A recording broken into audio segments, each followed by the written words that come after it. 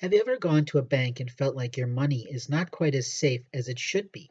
Maybe you notice a flux of tellers with different faces every time you visit that you did not recognize before, yet some personal banker tells you they've worked with the company for 20 some odd years.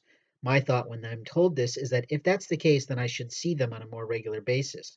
Now, maybe they only hire part time people, but in reality, you are talking to people over a counter.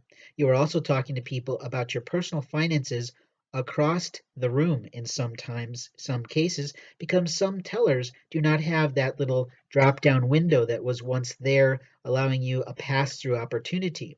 Some banks have these high counters where you pass things up over the counter, maybe to protect the tellers with some sort of steel reinforcement. I don't really know. But in reality, we're talking about our personal money in an open space where there is no privacy really to the amount that we're depositing or the amount we might be asking about for our current balance.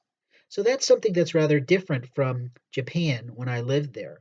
That in Japan, everything in a bank is totally silent. And I mean everything. One person says to you, "Irashaimase," which literally means in Japanese, welcome. You pass your bank book to that person with your transaction without a word to what you want done. That teller does some work and then passes it behind her to another teller.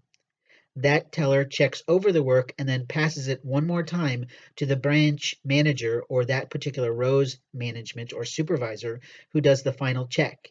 It then gets passed back forward through each teller, confirming that no one has stolen any money from you at all. And the bank books actually have your transaction printed right in the book. There's no mistake about that printer.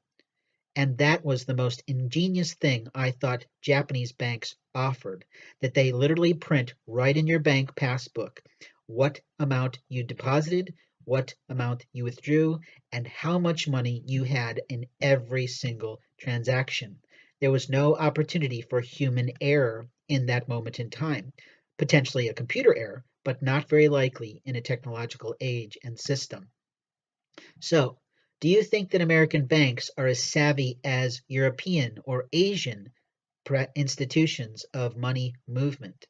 What are your thoughts on this matter? I'd really like to hear it.